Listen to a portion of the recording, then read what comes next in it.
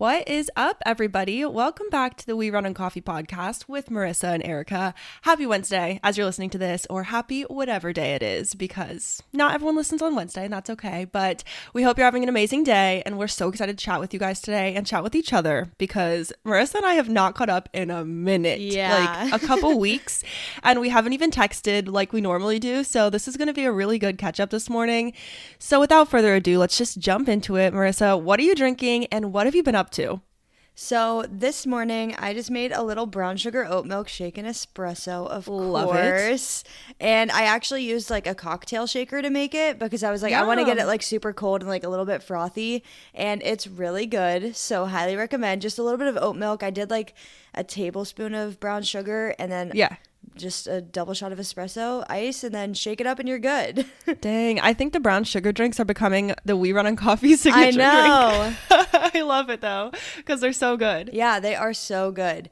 But for my catch up, so last time we talked, I was about to go to New York City, and I'm back, and yeah, baby, it was so much fun. We basically just went and we like went to a bunch of food places. We went to a couple of bars that we had like looked up and found that would be cool.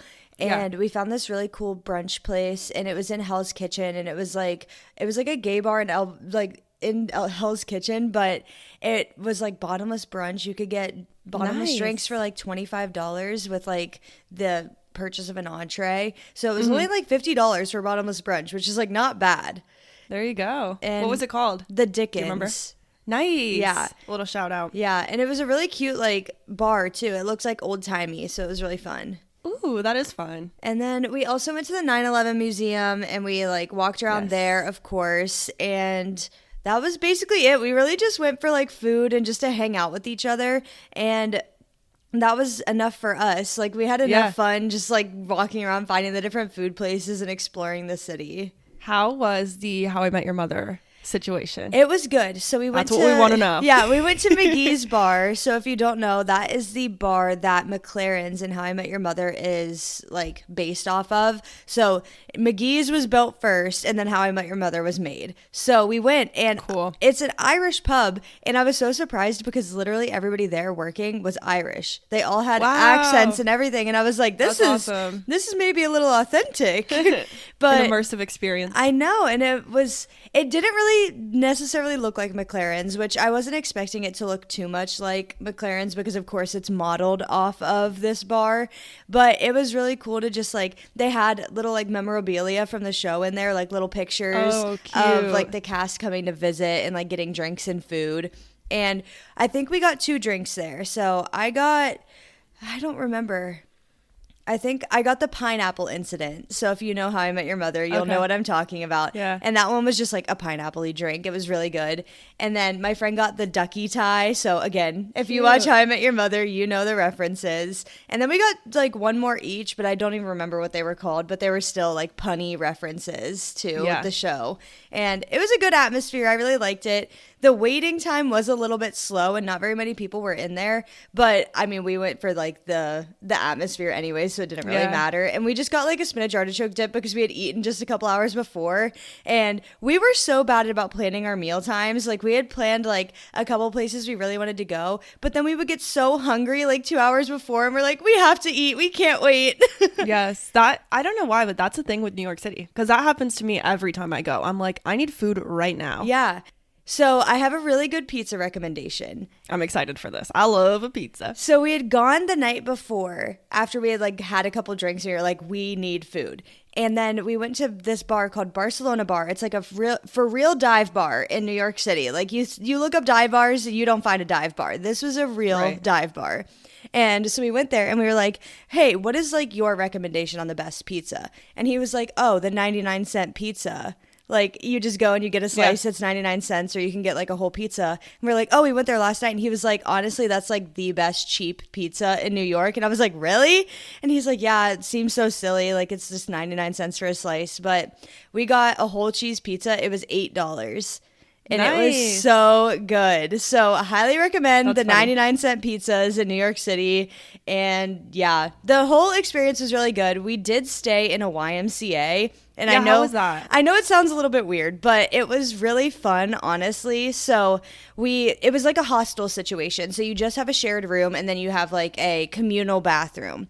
And since we were in a YMCA, we actually had decided that we didn't want to use the bathroom on our floor with all the rooms. So we went down to where the pool was in the locker room and we used the showers down there and like got ready down there because it was bigger and it was like more well lit and like a little bit more well kept because they came like multiple times of like throughout the day to clean it just because people are like always using the pool. And it was really good. It was a little bit dingy on like the floors where you like sleep and stuff, but honestly, you're in New York City, you're already dirty from walking around all day, and we just wanted to go to bed and we would shower like every morning because you're like, we're dirty, we don't want to get in like maybe these dirty beds, but it was clean. Like we checked everything, no stains on the sheets, nothing weird like that. Good. And it was in a really great area. We were only a block off of not Times Square, a block off of Central Park. So it was really good. It was like off of 63rd Street. So we were like not even too far from Times Square and it was perfect. I'm actually about to get out a paper right now and write this down, but I think we should do a New York City recommendations episode. Yeah. I think those are the best. And I actually have a couple girls I listen to their podcast. They live in New York, but they'll sometimes just do an episode where they recommend places to eat. Okay. Like, this is so nice because when I go to New York, I like look for that stuff. So I'm writing that down. Yeah. I love that because we know about the turmoil of Airbnb host passing away. But have you figured out anything since then with the trip? Yeah, I think we're going to wait till next year, unfortunately. Yeah. But Angelo and I are really loving the idea of like that being out of our way so that we can still get a van this year and work on it. So we're like trying to go a little bit harder for the van. And it's just so expensive. Like the Airbnb we got was a good deal. We had it for 4 days and 3 nights and it was $500 total for 4 people. So it was so cheap because we planned so early. So we're just going to look at next year. And when I looked for May of next year, it's really, really cheap. So just have to move it. But and that means that you can plan like a little trip for that Q3. It's true. And maybe you don't even do a trip. I know that's your New Year's resolution, but maybe you buy the van in Q3 just instead of traveling. So. I would be totally okay with that. Yeah. I really want a van more than anything. I'm like, that's what I want to do. Yes. Okay. So that's all of my update, but tell me about your like last 2 weeks and what has happened with you. Yeah, I've had a lot of random things but they're all pretty good. So that's exciting. The first one that I told you, I texted you, but I'm so excited about is that I hit my 1 year at my job and I got a raise, which I'm very excited about. I was so shocked. I had my boss had called me like at the end of my workday and I had been waiting on her for like a project. And so I was like, oh shoot, like it's probably that. And she's like, hey, I know you got off like a couple minutes ago, but can I please just call you really quick? I just want to get this done really quick. And I was like, oh sure. So I figured we were just going to finish the project and wrap it up. And she just called me and I answered and she goes, happy 1 year. Like, I just want to tell you again. And I was like, thank you. Cause she had been telling me all day. She's like, I just want to tell you again and let you know that you got a raise. Aww. And I was like, what? And she was like, yeah, it's performance based. Like not everybody gets a raise. So I was just really excited to tell you. And I wanted to tell you right now because I just want you to know. And I was like, oh my God, thanks so much. So I was really shook. I had no idea how the process was going to work. I thought I would have to do some negotiations. I thought it would have to be meetings, but it was really simple and really exciting. So that's a big one. And I should have saved that for last because it really intros our episode today, which I'm excited about. But it's so exciting. You had to you had to start with that one. It's just too good. And then I am very excited because our pool did open. So that's very exciting. Yeah, mine opened yesterday. Yes. What about at your new place? Do you guys have a pool? Yeah, we do. But I mean, I'm so excited to use that one. I use this one quite often and I'm excited to read by it. I think I might go and like read by the pool tomorrow. That's a good idea. Yes. We're having a bit of a pool party tomorrow. It's going to be our first time going, but Angela's family's coming over for Memorial Day. We're just going to do like a little pool party. So that'll be fun. And and then also I was going to recap our May date. And the only reason for this is I forget what I say on the last like episodes. I don't know if you do too, but I was editing a recent episode that's you guys have already heard if you're listening to this, but I was talking about our May date and I was like, I have a lot of ideas, don't know what we're going to do. So I thought I'd catch you guys up because I don't know, I forget what I tell you. So our May date recap, I did in fact do the idea that I mentioned where I wrote all my date ideas on note cards and then I had Angela pick one blindly. And we ended up going on a little date to this place called Tony's Conies. It's so random. And it's like a mom and pop shop. It's not like a chain or anything like that. It's literally, there's 2 in Ohio and that's it. And they just have like Coney dogs, burgers, like all the fried sides, like fried macaroni bites, pizza bites, mozzarella sticks, onion rings, fries, everything. I got a shredded chicken sandwich and I was dying for it because that's like one of my weird secret favorite foods is just a shredded chicken sandwich. I love it so much. So we went to Tony's Coney's and got like a delicious little dinner, and then we went plant shopping and did our garden. So if you follow me on Instagram, you saw it, and if you don't, follow me on Instagram so you can see next time. But yes, we planted a little garden. Our house has like built-in garden beds that you're allowed to do gardening in, and we never had the interest really. Like it was just not a priority. We were like, we're busy with other stuff. But we decided to do that, and it's actually so exciting. Every time I get out of my car, I like look at the flowers and they're all blooming. It's so cute. So that was really, really fun and very exciting. And then my last update I think is the most exciting. Okay. And I know everyone's been waiting with bated breath. Our patio is approved. Woo! I'm so excited. They approved it on the 30th day of like the 30 days they were allowed to do it. I was they took their time. I should have known. Angelo literally called like after 20 days too. Just like he was just super nice, and he was just like, hey, I just wanted to check in on this. Like, do you need anything else from us? What can we do to get the process moving? Whatever. And she's like, we're just waiting on the board. Okay. I was like, okay. So it finally got approved. I'm super freaking excited. Now, unfortunately, we're still waiting on one last thing. They have to eat, like, we have an app, and on the app it's like, you're approved, and I'm like, yes, we can start. But we have to wait for them to actually physically mail back the papers that say you're approved where they signed it, because you can't get a city permit unless you submit those things, and you have to have a city permit to do construction on your house. So this could be its own freaking episode of all the things. But the good news is we got approved, and we built our patio furniture 2 nights ago. I'll have to send you a picture, but I wanted to surprise you. But they're so freaking cute. I bought it on Amazon, and my return date is in a few days, so I was like, I better build it and make sure it's all here before it's too late to return it. Yeah. So it's very exciting, and I'm officially hosting our little June Family Pride Month dinner, and it's going to be on the patio. So I'm so excited for you. Okay. Thanks, yeah. I had a tangent based off of something that you had said in your catch-ups. Okay, so did you know that shredded chicken sandwiches are only an Ohio thing? No. Yes. So I was talking to somebody, and like, shut up, because not everybody from here listening is from Ohio. So shredded chicken sandwiches are like, you guys could see me. Our jaw like is dropped. These like pulled chicken sandwiches, and it's like cream of chicken and like breadcrumbs, and it's like a sloppy like Joe. A stuffing mix. Yeah. It's kind of like a sloppy Joe with chicken. Or I think pulled pork even. Really? Yeah, like pulled pork but with chicken. Yeah. But no sauce. Imagine that. It's creamy. So good. And it's like, I don't know. Shocked.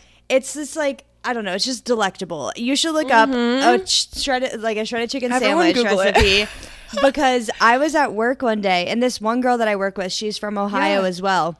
And she was like, oh, I think I'm going to bring like shredded chicken to like this potluck we were having at work. And I was like, oh, that's a great idea. Everybody's going to love it. And she's like, well, not everybody knows what it is. And I was like, what do you mean not everybody knows what it is? She's like, yeah, it's really only like an Ohio/Midwest thing. And I was like, are you kidding me?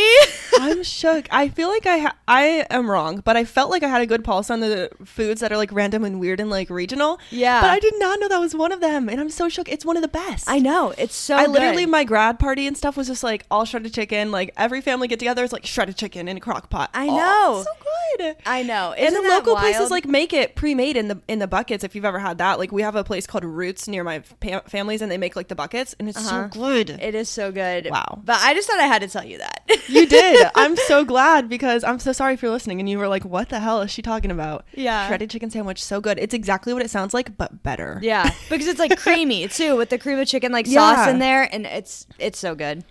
I don't want to shade Tony's Coney's because it is my favorite spot. We've already been twice now since we went, because it's like my favorite, but I did not love their shredded chicken. Everyone does it like just slightly differently, and theirs had seasoning, like almost like a little bit of a Cajun seasoning or something like that. It had a little bit of flair that I was just like, I like my mom's classic chicken sandwich. Yeah. But it was still really good, and I was so excited to have one, because I feel like not only is it apparently like a Midwest Ohio thing, you can't find them everywhere. Yeah. Like finding one at a restaurant, it doesn't happen. It's always like ice cream shops, I feel like. So Tony's Coney's, that was the most exciting thing to see on the menu. Yeah, I know what you're talking about, because like you'll go to like these like little, of course, nobody's going to know what I'm talking about, but like these little like dairy aisle restaurant, like ice cream places, or like just these little like pop-up shops that are only open during the summer, and they always have like silly little like, I don't know, sandwiches or stuff on the menu, and it's always shredded chicken there. But you go to like a sit down restaurant and like it's not there. You will not get a shredded chicken. No. Yeah, it's hard to find. It's not always like, it's not a high scale meal.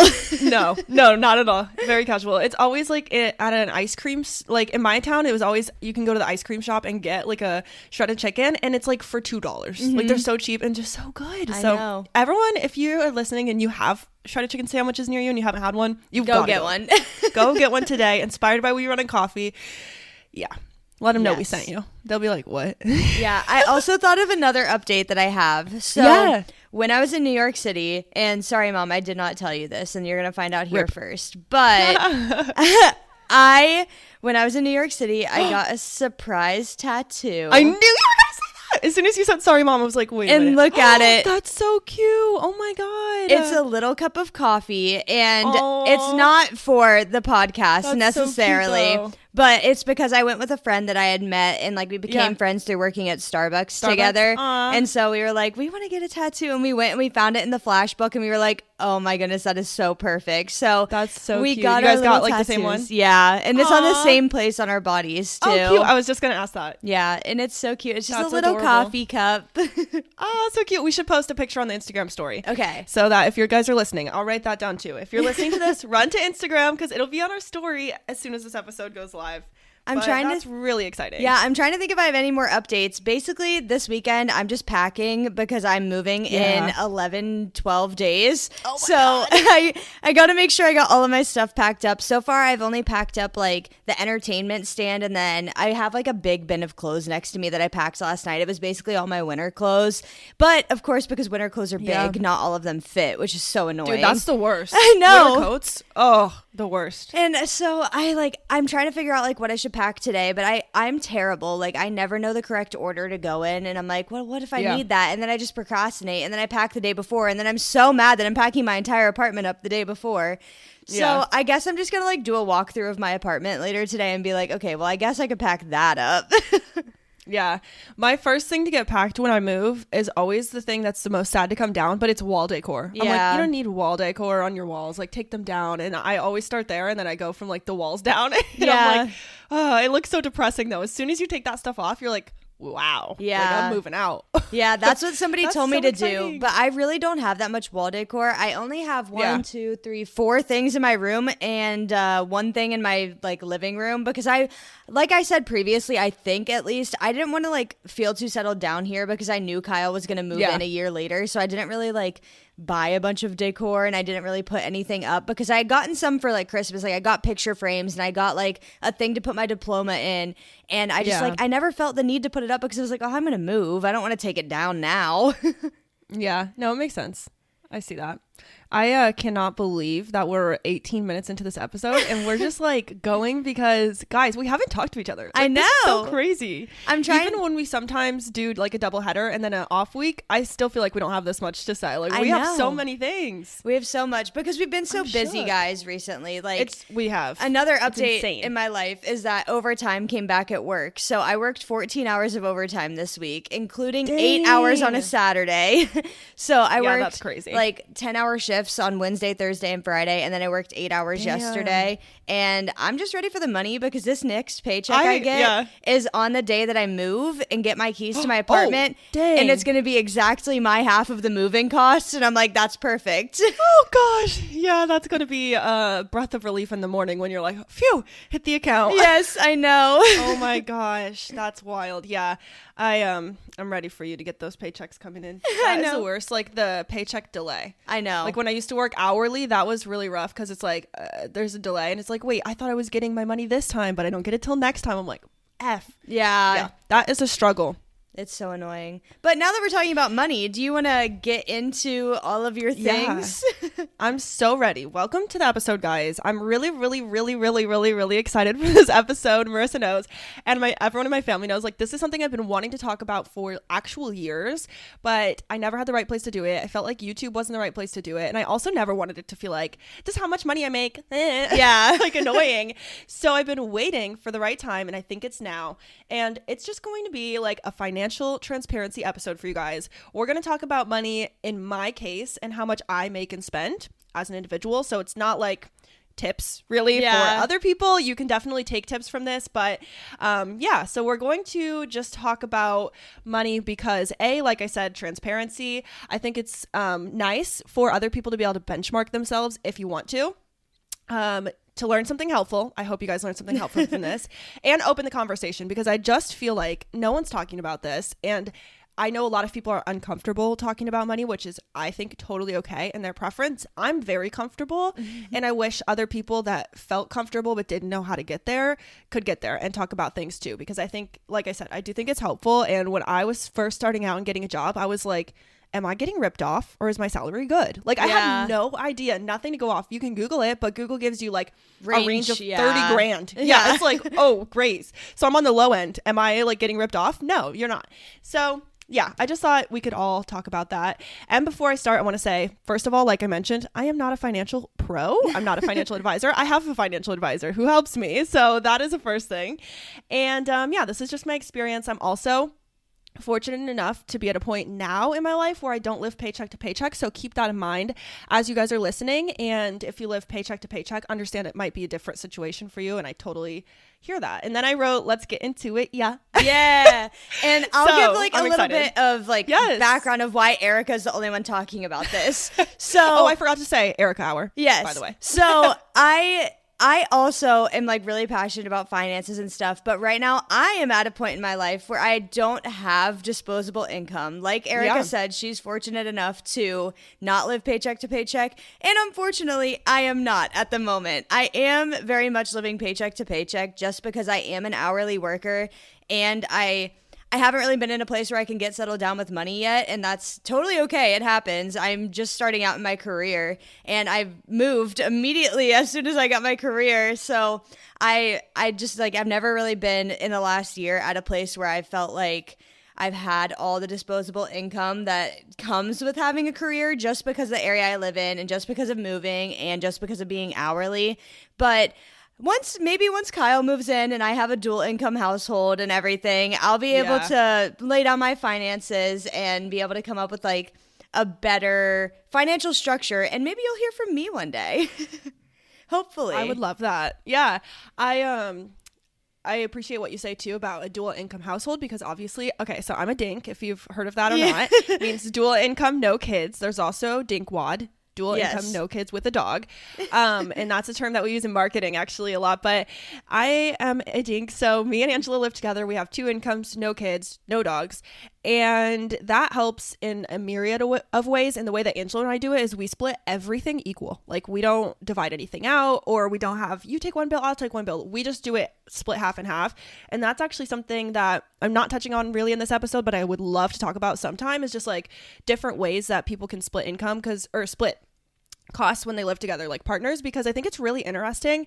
And sometimes one person makes significantly more, so they like to do a percentage or whatever. And I think all of those ways are really cool, and I love talking about that. But so I'm glad we had the little intro of each of us. And like Marissa said, so she's on hourly, I'm on salary. So we have 2 perspectives coming at you today, and Marissa will jump in here and there with her thoughts on certain things too. So everyone can get some perspective. I'm so freaking excited. I'm so excited. So we're going to start with my salary, and I'm just going to tell you guys my salary, and then I'm going to break it down, every single bit of it, how we do. Marissa can see that I have my notes on my iPad. It's an iPad episode, you guys, so you know what that means. So this is my salary before I got a raise the other day. I prepped before, and also my raise hasn't hit my account, so I wouldn't know how I'll spend that yet, but probably won't change much. So my salary is $57,000. I've been doing a bit of research. I'm pretty sure I'm allowed to tell you guys that. Okay. So hopefully I am. I'm like Googling, is it illegal to say your salary? I'm pretty sure that we're all good. I'm like, I don't think it's illegal, but yeah. And I also read my works policies, whatever. So $57,000 is my salary. If you don't know, when you work a salary job, you normally, or at least in my experience, you get a set rate when you get hired, and then they divide that up by the months or weeks. So maybe you get paid monthly. At my last salary job, I got paid monthly, and at this job, I get paid 2 times a month. So that's sometimes the breakdown. So we're going to dive right in to breaking down my actual paycheck. Like I said, I make $57,000 a year. If you just divide that by 12, that's $4,750 a month. However, when you have a salary job or a paycheck, you have, taxes and all of that stuff that comes out if you're not a freelancer. So here's the breakdown of that. I'm just so excited. $4,750. That's how much I get in a month. $1,046-ish usually goes to taxes. $50 goes to my dental, medical, and vision, which is actually really, really cheap. That probably one of the cheaper insurances. Yeah. I will say, like, we get options, of course, at my job of like what health insurance you want. And I picked like the least coverage option because I'm personally, knock on wood, hope you guys can hear that, very healthy, and I don't go to the doctor a lot.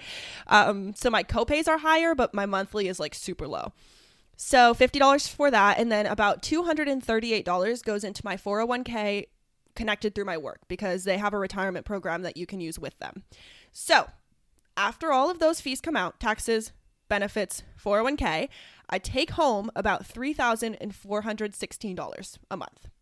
I'm not going to divide that by 2 for you guys. I'm just going to go monthly because it's just easier to work with. So, taking a breath because it's a lot of numbers. And if anyone's at home like doing math or listening, you're like, what is she saying? So $3,400 is how much I actually get put in my account after all of those fees. Those things, I never even see them come out. They come out before I get it. So then I want to talk about some of my financial work benefits because my job, something that I love about my job is the benefits. It's my most favorite part. People that ask me if I like my job or what I like about my job, I always talk about the benefits, which sounds really silly, but benefits and culture are like so important to me. So one of the things through my job that I get is a class pass subscription, which has been really cool. And Marissa and I have talked about this too. And basically that is a workout app, and I get a free amount of points allotted to me every month, and I can go do workouts, which I have to admit, I'm pretty sad at myself. I've been falling off the wagon and they just expire at this point. Like for the past 3 months, it's been really bad. But my dance studio classes, tangent, just a disclaimer, this is a tangent. My dance studio classes are changing for summer schedule, and I think I might get to go back to my favorite teacher that I've been saying I've missed. So I'm really excited. Shout out Pam, if you ever listen to this. I'm so excited to see you. So I think I'm going to be using my class pass to go back. Yay! I'm so excited. So that's exciting. But some other work benefits that help financially are I get therapy once a month for free, just a 30-minute session once a month, and unlimited chatting. It's just an online therapy. I get access to this is a new one that I have not used, and I don't necessarily need it, but they have this new program that they just rolled out. It's really cool, and it is like a online doctor situation. Like you can go to appointments online, and it's for infertility, trying to get pregnant, family tracking, like all of that kind of stuff. I think they also offer gynecological services, but you can only do so much virtually. Yeah. So I don't know if I'm going to be using it as much, but that's something that we get access to for free.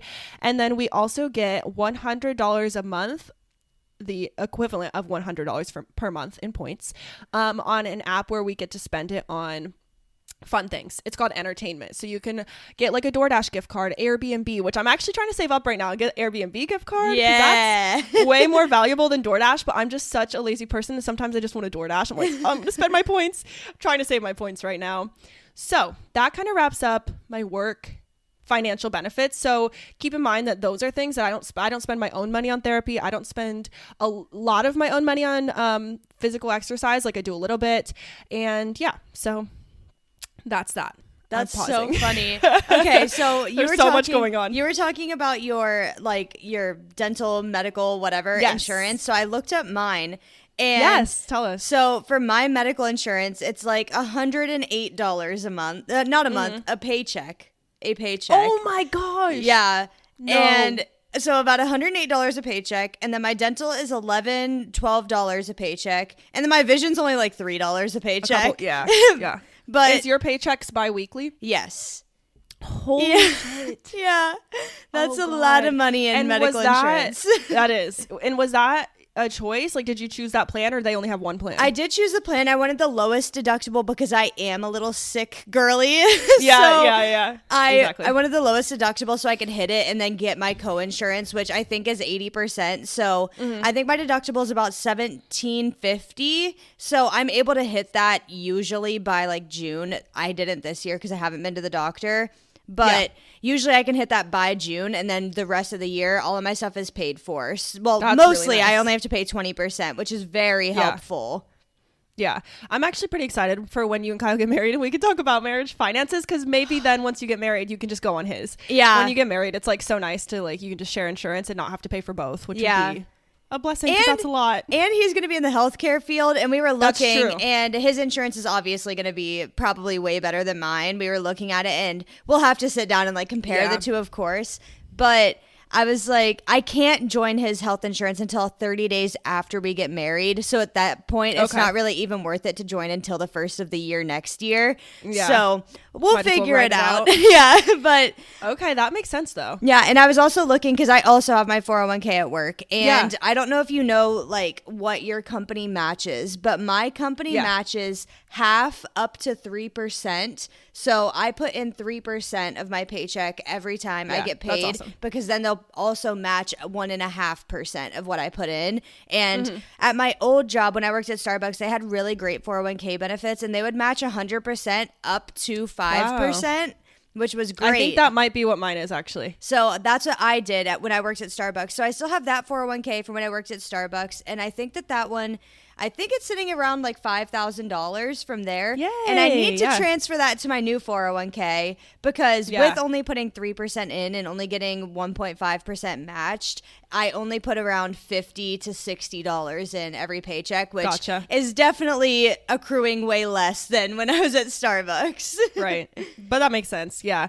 I don't actually know, and I was trying to look, but I can't get there fast enough. But I'm pretty sure, I'm fairly certain that it's more similar to your Starbucks situation where you said 100% of matching up to 5%. I think that might be right. But I know that whatever it is, I put the most amount possible that they'll match. And I don't do more than that. Yeah, that's why I also did only 3%. I know it seems like really, really low, but I didn't want to put in more that wasn't getting matched, you know? Yeah, that's exactly what I did too.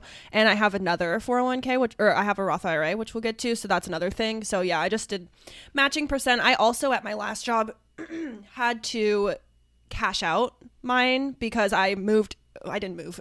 I'm like, I moved states. No, I didn't. But I used to work for the state. I no longer work for the state. I actually work in a different state. And it was just not applicable anymore. Like, I was like, I'm never going to be work for the government or like work for the state of Ohio again, probably. So I just took it out. Yeah. And that was a very interesting experience, I will say. Yeah. Kyle's going to be doing the same thing. And I don't know who your 401k was through, but he's been putting into... It's the same as his. Okay. He's been putting into his 401k at work. And since he's moving here, he'll also probably not ever work in Ohio again. He's like, I'm just going to cash out. And it sucks to cash out your 401k because the penalty is terrible.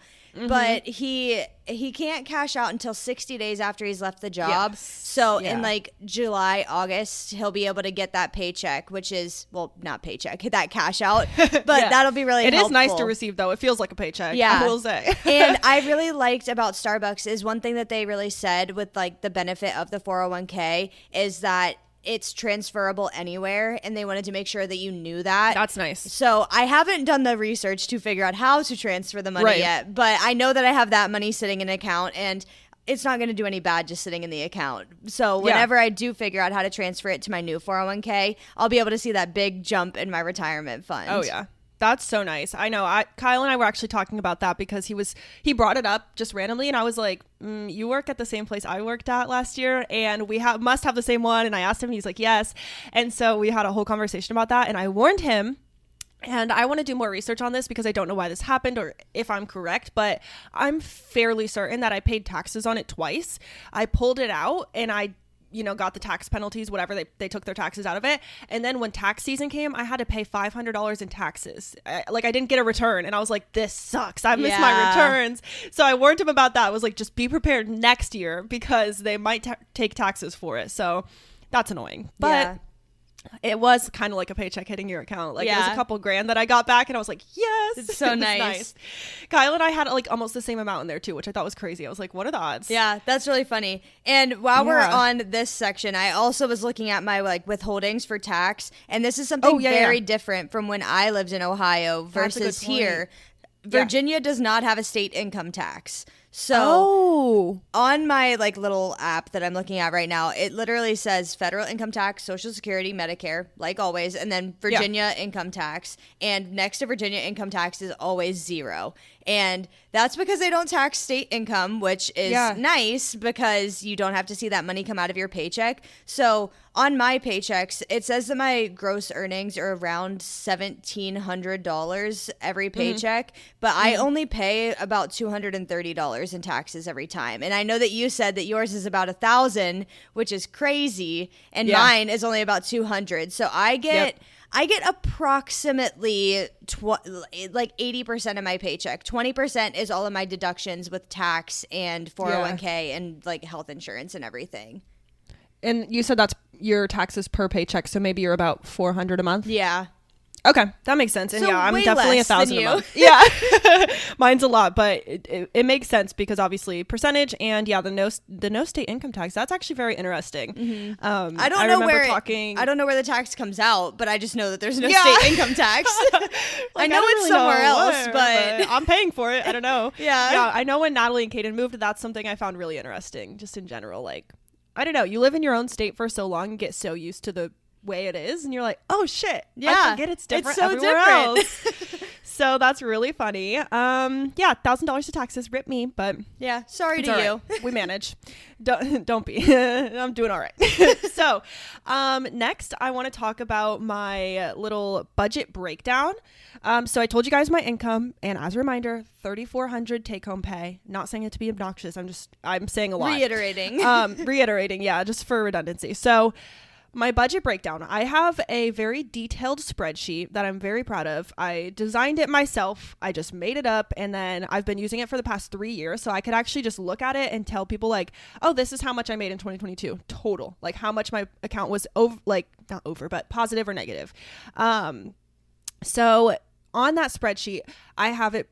Every single transaction that goes through my account, every transaction. If I spend $3 on a coffee, it's there. If I spend $20 on a little bit of gas, it's there. Like every transaction.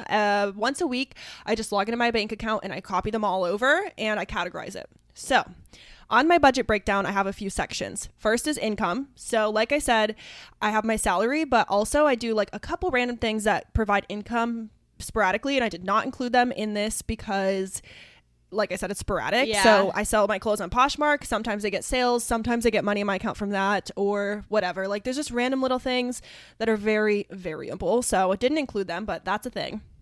And then aside from my income, there's 3 overarching buckets. And I actually learned this from like a financial, I got a free financial planner. This is a very random tangent. I got a free financial planner notebook thing, like an actual planner for like a brand deal. And I posted it on my Instagram and they gave it to me for free. And it came with a course. And from that, I learned these 3 expenses, buckets. So they were saying like you should have 3 types of expenses. I mean, everyone does that. Something fits into here. So it's survival, optional, and fixed. I'll give you guys that first because that's more context. So you have survival costs. That's the stuff that's not optional. Like you have to pay for it. For me, my survival costs include groceries and home supplies, stuff for my house, gas and transportation. I include personal care in here and then medical stuff. And that is what I would consider my survival expenses. And then my optional expenses. So obviously this is things that are optional. For me, this is shopping or experiences, vacation and travel, dance and fitness, gifts, and then dining out / coffee / bar, whatever, that kind of thing. And so the difference between the 2 categories is like optional. It doesn't just mean optional. It means if I were in a bad situation, something from the optional list would get cut. So like if I were running out of money, like I'm going to have to cut dance, even though that's important to me. And like, to me, that's not optional. It is something that could get cut in a situation. And then your fixed cost is just bills. So like I said, survival is like groceries, gas, like that kind of vital stuff. Fixed cost is bills, the things that don't change every month. Your rent, same price every month. So in this financial planning book, I learned that 40% of what you make should be dedicated to fixed, so all your bills. 20% goes to optional, and 10% should go to survival. That does not mean that I do that for the record. So I am definitely off at times. I'm never perfectly in all three, but I keep my eye on it. And in my spreadsheet, it will like calculate those percentages by itself. I never have to do it by hand, which love a spreadsheet formula. Yeah, I have to say, but it'll calculate itself. And then I have it formatted to turn red if it's over the percent or stay green if it's under the percent. So I always have like my finger on that, which is really nice.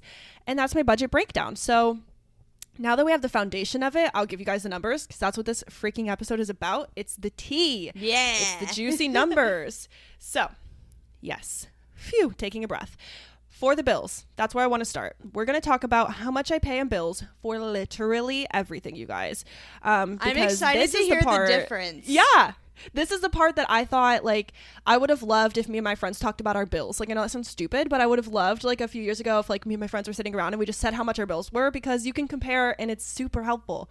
So, I'm going to go into this, and before I start, like I said, I split everything equally with Angelo. So these are my half of the bills. This only includes me. So for my mortgage, $650. By the way, these are also round numbers. I know, it probably kills you. These are all round numbers. I rounded them for not only like security and safety, but like just it's easier to think of round numbers. Mortgage, $650. That's my half. So I'm paying $650 and Angela's paying $650. So around $1,300 for our mortgage. And that is including our warranty on our house, our like, what's the word? Our actual mortgage payment, our interest is what I was trying to think of. And it includes like all that kind of stuff is wrapped in there. So $650. And that is because I live in Ohio, people. So like, I know most people listening to this are probably dying. Like, what the hell? I'm literally over here rolling my eyes because like I said, I'm moving in like a week and a half. So I just did like what I didn't include any utilities because some of the utilities are going to be on my like monthly rent, like invoice or whatever. But just the rent, it's going to be $985 a person. A person. Yeah. That kills me. And that does kill me. And also keep in mind, as you're listening to this, Marissa is saying that is rent. So they're renting and we bought. Yes. So this is a mortgage payment versus a rental payment. So different, but also crazy. I mean, the same idea. Like we both have to pay it every month, which sucks. So yeah. Oh my gosh. So I'm just freaking out about this. I'm so excited. So yes, mortgage $650 for me. HOA. So this is the homeowners association. If you don't own a home and you just rent, you might not pay this. But this is something that we pay to our association for things like having our pool maintained, having our lawn mowed. And this is the thing about living in like a community that has those perks, is that you pay a little bit more, but you have to do less work. So personally, I'm happy to pay it to not have to mow my lawn. They mow it like every week. I'm like, geez. So it's kind of nice. So my HOA, I'm paying $100 a month. That also includes our water bill. So we don't pay water, sewage, nothing like that. Yeah, that makes sense. So with the apartment that I'm moving into and the one that I live in currently, we had an amenity fee. So it was a one-time fee for everything that you're talking about. That includes like daily maintenance to the grounds, and it includes like having the pool open, having the gym open for your use, and like having the clubhouse and everything. And I believe that the one for this apartment that I live in currently was either $400 or $500 for the initial payment, but it's not something you have to pay every month. And then I think it's about the same at my new apartment. I think it's probably like $400. This one might have been $500 and that one might be $400. But I think that's very odd to me that you have to pay it to like $200 every month for it, because it's pretty high. Yeah, well, it's a pretty high price. It makes sense because like you are owning and you will be like potentially staying there for longer, and like I don't know, like they do a lot more like lawns, like landscaping than they do for like the apartment complex and stuff. Right. But it's just crazy to me that it's so different. It is. I will say that I am aware that this HOA, or like I've been known when I've told it to other people, that this is a high HOA. Like this is a very expensive HOA. I've not met anyone else whose is higher than ours. Like ours is very, very expensive. So yeah, that is something to keep in mind. It is pretty expensive compared to others. Some people's HOA is like $50 for the year. That's like the crazy. whole year done, just because they don't get a lot. Like maybe they get trash. Oh, our trash is in there, by the way. Trash and water. Yeah, I was trying to think of like all of the expenses that are going to be like added onto my rent invoice. So at my new place, it's water and sewer is like added into our rent invoice every month. And then we also have valet trash, which is $30 a month. I've heard of that. And we have to have it. So unfortunately, it's not a cost that we can get rid of. But we do have to pay the extra $30 a month for that. Yeah. Okay, that's really interesting. So yeah, maybe if you added it all up, it's not that far off from, Yeah. I don't know. But yeah, so those are our mortgage and HOA coverage. So now I'm going to touch through the bills kind of quickly. And these, like I said, are all rounded because obviously gas and electric vary depending on the time of the year. For this episode, I looked at last year and this year, and I just made like a little average basically. Mm-hmm. So gas is about $30 a month for me. Electric is about $30 a month for me. So not much. $30 a month? Mm-hmm. Okay. Yeah, it's really not too bad. I got some words to say after you finish your utilities. Oh my gosh. So those are our two like main, utilities. Internet, $25 a month. Oh my gosh. Okay. Marissa's gonna die. And then we go into like Invisalign and my other expenses. So I'll pause there if you want to talk about your utilities. Yeah. Okay. So my gas is about $40 a month, which isn't too much different. And that's pretty on par for me too. Yeah. And my heat was broken over the winter, and that wasn't really a big deal because it didn't really get too cold here. So mine was like $40 a month. So that's just to run my stove is gas, which is very nice to have in an apartment. But yeah, that's probably just the cost to keep like the gas stove and like the oven going, I would guess. And then my electric bill was $80 last month, and I'm the only one that lives here. So that's annoying.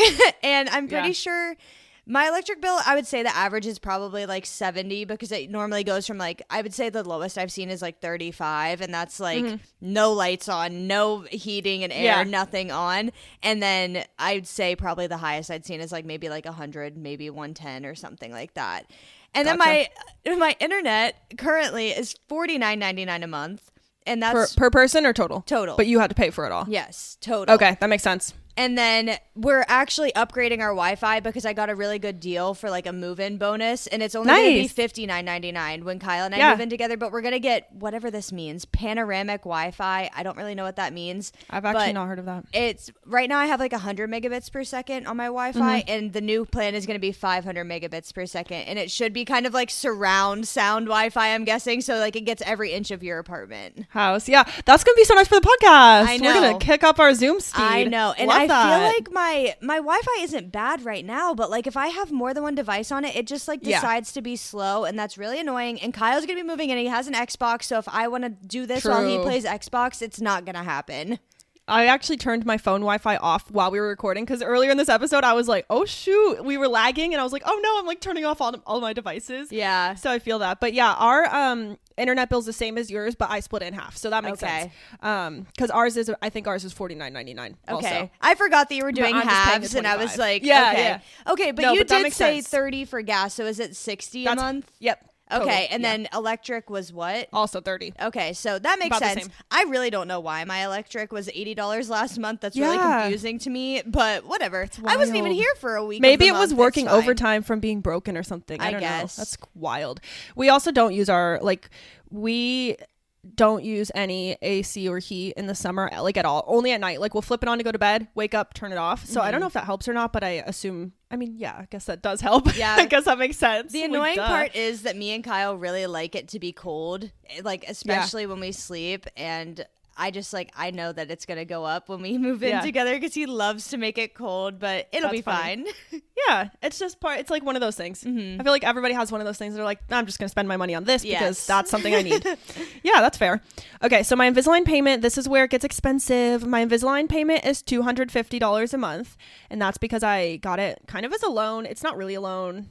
They pay for it and you pay them back. So I guess it kind of is, but I don't think it goes on like my credit score or anything. Yeah. I will say. Maybe I should find that out to be sure, but I don't know. Roth IRA. This is my second retirement. So this is something I have that my financial planner or my financial advisor, I think is what he's called, set up for me when I first met with him. And he was like, I think you should have a retirement that's not through a job. Like I think you should have something separate that you're always paying into and it's always there and you just have it forever and it's very stable and it's not connected or based on where you work or how much you work, whatever. So if you lose your job or whatever, you still have this. And I was like, okay, sounds good to me. I max out my Roth IRA every year and that is $500 a month, which that is my biggest, that's where I'm spending the most money.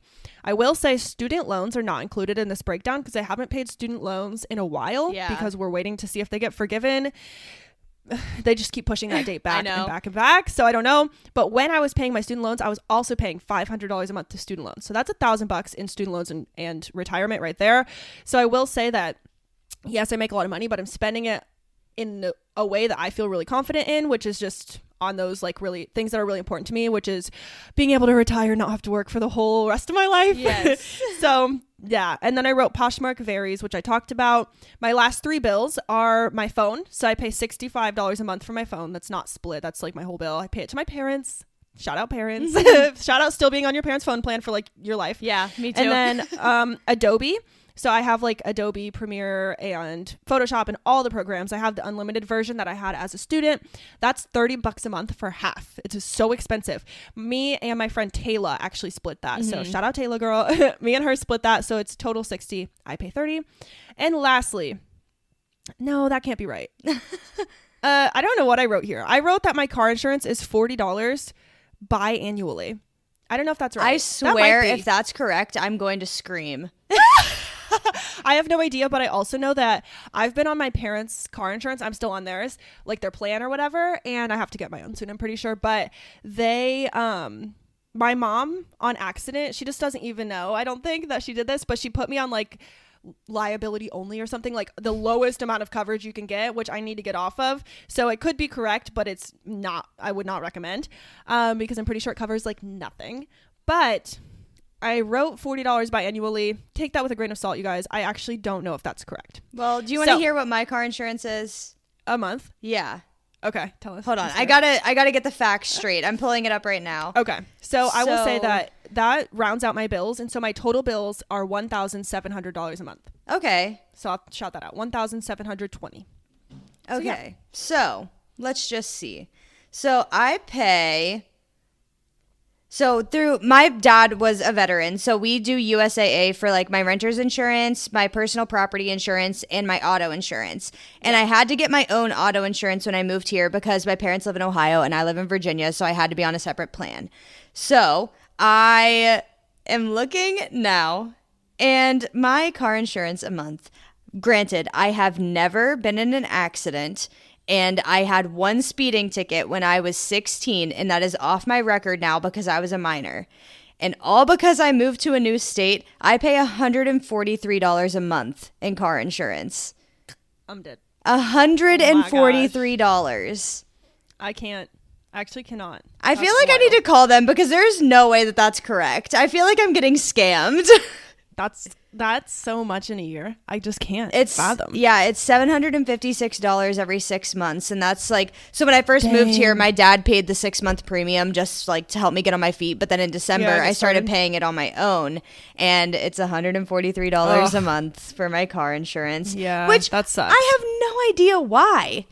Like, yeah, I'm a good driver. Like so I said, my record is clear. Yeah. Oh my gosh. Well, I don't know for sure how much mine is, but I think I did this correctly, and I would guess it's $80 a year. I don't know. That seems pretty wild crazy. Because I pay I'll have to double check. I pay like $1,400 a year in car insurance. Right. I'll double check and let everybody know.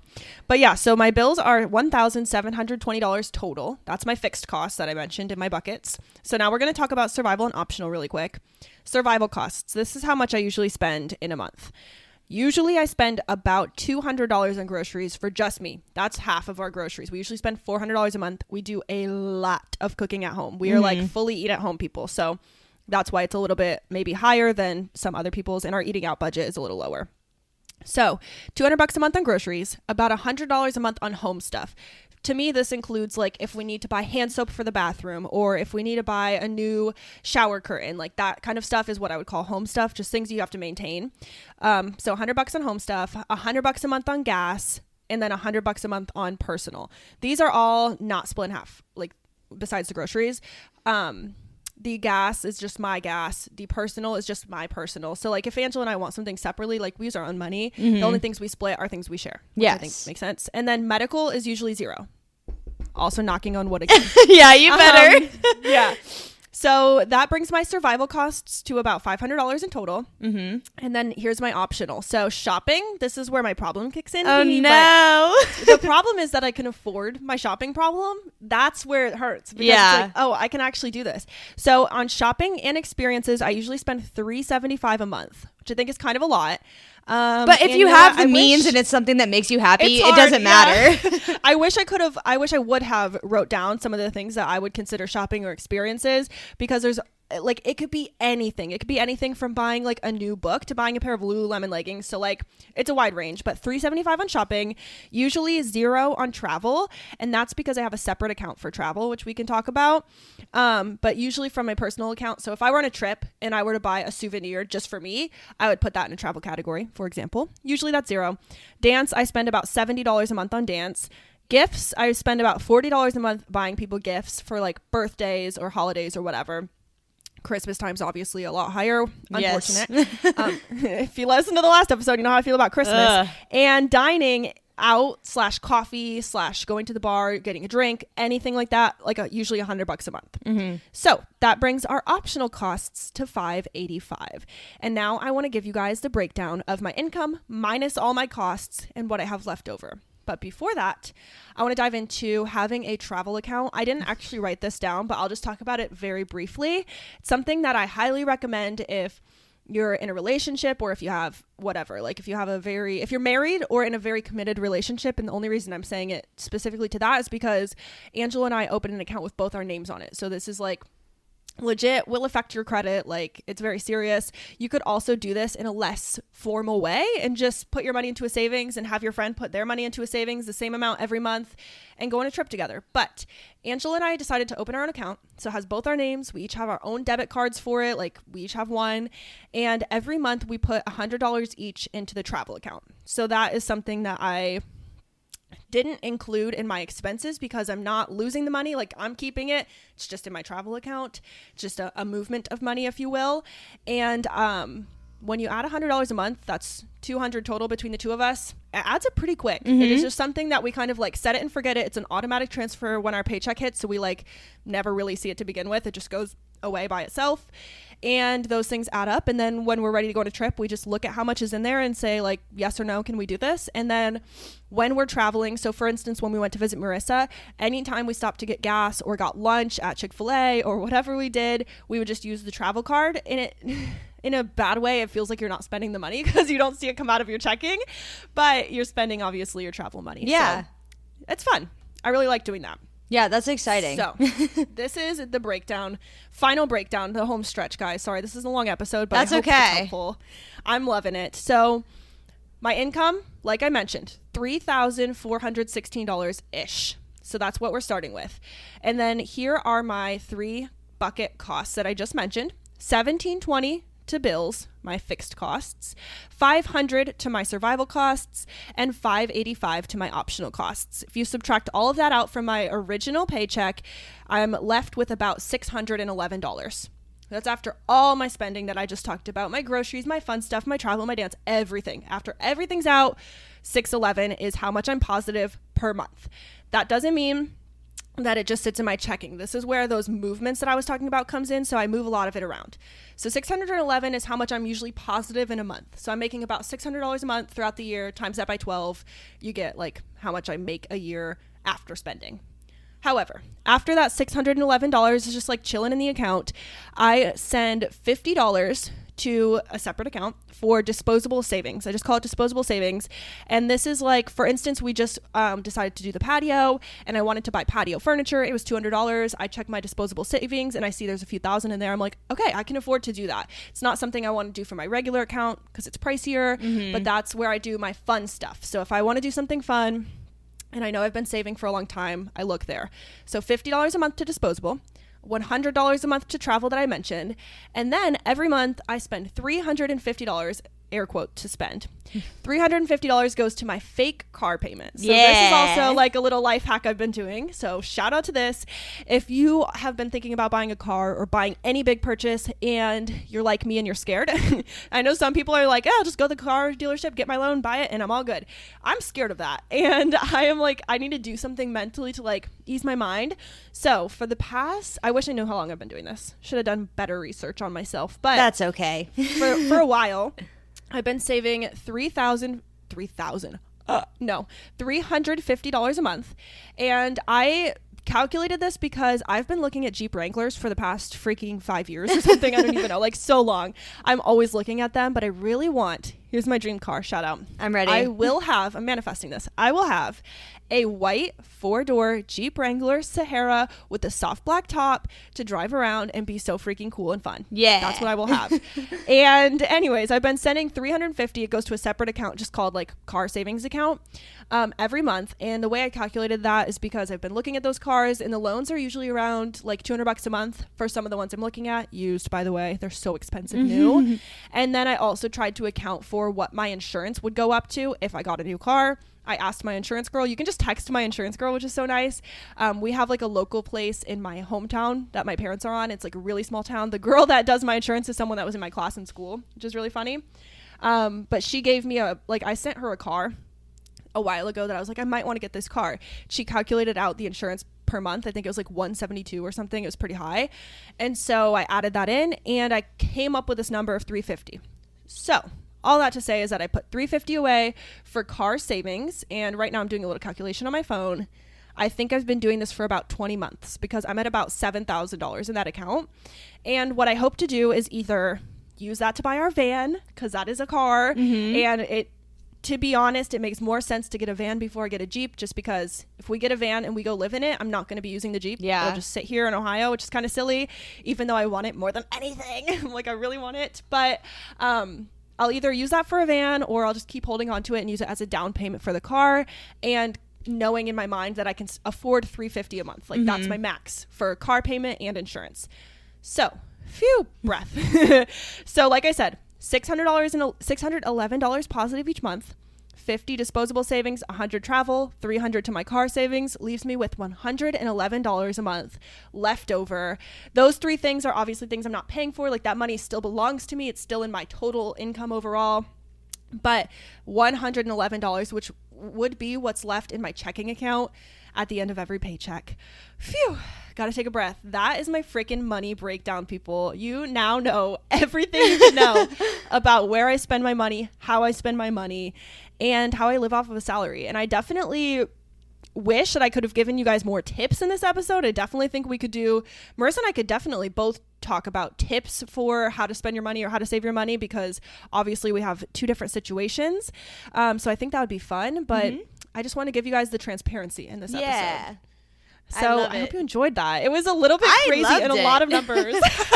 I just feel like so out of breath. I'm like, phew, that was a lot. Yeah, I love it though, because I know like when Kyle moves in, I'm gonna have to like completely reframe everything and like how I've been spending. And I know you were talking about like having your own money and then having this account like with Angelo now for like the travel account. And so the debit card that I actually use is a joint account with Kyle, but my money is the only one in there right now because he's been having his direct deposit into his own account. But our joint account is the only account that I currently have. So I think that we're going to take a little bit of a different approach, which is like going back to what you said at the beginning of like how you split costs and everything. And we're just going to put all of our money into one account and then divide everything up separately from there. And right now, of course, again, I'm in a very different scenario because I'm also saving for a wedding. So every single month, whole other thing. Damn. Every single month, I put $500 into my savings for my wedding account. That's a good amount. Damn, girl. Yeah. So I only have one savings account right now, and I use that specifically for the wedding. And Kyle has his own savings account that he's using for like his car payment and stuff. But to be completely transparent, I'm not really going to have a lot of savings after the wedding because all of the money that I've saved up since I started working when I was 16 is going to the wedding. That's wild. And I'll do all of my like money transparency. Yes. When I graduated college, I had $13,500 in my savings account. Okay. And that was all specifically for the wedding. And that was all the money that I had saved, and it wasn't necessarily going to the wedding. It was just like one big savings account. And I was like, I have this money as like, which by the way, that's really good. That's a really good amount. Yeah, I'm excited for you for that. At 22, that was crazy. Yeah, for sure. And right now it's only at about $10,000, but that's because I've been paying for wedding things, so it's been going down every month. But that's still really good. Yeah. Wow. So I have that money. Kyle also gives me $500 a month for this wedding like savings account. So we've been paying for that. I've been paying for everything, but he's been sending me the money, if that makes sense. Yeah, so no, that makes sense. We've been saving $1,000 a month, and we've been doing that since specifically when the $1,000 a month, we've been saving that since August of last year. Okay, So that makes sense. That's been almost a year. So we've got almost 12,000. Is August of last year around when you got engaged? No, we got engaged October of 2021. So almost 2 years it has been ago. longer. Okay, that makes sense. But I had my $13,500, and then I also had like Kyle sending me money. I was putting $200 a month when I was still in school into there, and then I kind of took a break when I moved because I needed to be able to pay my rent and stuff. But then starting August of last year, that's when we started doing the $500 a month each. So grand scheme of things, we will probably spend, I don't know, we'll do the whole money breakdown after the wedding when I actually know all of the costs. But we're guessing around $35,000, something crazy. like that. Weddings are nuts. Yeah. No, weddings are nuts. Actually, I just can't wait to talk about that. And you guys get ready because we have a few wedding episodes already planned, like a few concepts, which is really cool. But that's something I always wondered about too, because I'm like, yeah, I want to get married someday, but like, you have to afford it. So I'm like, I should start saving now. Like, this is crazy out here. I was saving ever since the day I turned 16, and I started work the day after I turned 16. So not even kidding. Like the day I could work, I started working, and I've been saving money ever since. It's wild. Yeah, but you kind of have to. Yeah. That's crazy. Wow. Well, thank you for that. I'm so excited. I hope everyone likes hearing this, and please let us know what you want us to dive more into, because I felt like that was going to be like a really good full discussion, but now in my brain I'm like, oh my God, there's so many more things we can talk about. No, like, there's literally. so many more ways to go. So I definitely think we can iterate like a bi-monthly finance podcast where we just talk about one specific detail. Like I said, splitting money between a couple will be interesting. Maybe next year, once you guys have like settled in, we can talk about that, because it's just so interesting. And especially when Angela and I first moved in together, that was a weird, like, it's just like, how are we going to do this? Yeah. And what makes sense and what's fair? Because in our relationship too, I do make more money than Angelo, but we still split everything equally. And there are times that I will say that we go back and forth where it's like, okay, Angela's doing a little better right now, or Arika's doing a little better right now. I'm going to pay for more things this year. Angela paid for more things last year. Like, you go through, I don't know, struggles. Like, for instance, in college, I was not as good with my money. And so sometimes I would just be like, oh my God, I have like no money. And Angela would be like, it's okay. Like, I'll buy dinner. It's okay. Like, I can handle it right now. And now we're like kind of reversed. So it works for us, but I wonder what works for other people. I find it so interesting. Yeah. And I think that just because like Kyle and I have never lived together, and like we just like, we're kind of thinking of this, like, he's obviously going to make more money than me. He's going to be a nurse. So we were like, well, what if we just put all of the money together? All the bills come out of the account. We like know that all of our money is in there. So like, we'll just do that for a couple of months. Yeah. And then if it doesn't see how work, it goes. Yeah. If it doesn't work, that's totally fine. Yeah, I like that. It's almost like a test run. It's like, all right, let's see how this works. Yeah. I love that. I've thought about that too, because I'm like, I don't know what we'll end up doing, but I have thought recently about, it would be smart in my eyes for us to open a joint credit card potentially, and put all of our bills on that credit card, and then we just split the credit card payment every month, and that would help us build our credit, because neither of us have or have ever had a credit card. We just don't have any. And I know that's a good way to build credit if you do it properly. I will say, if you pay it, if you don't pay it, that's where it can get dangerous. But that's something I'm kind of interested in too. So I'm excited to see how that works for you guys though.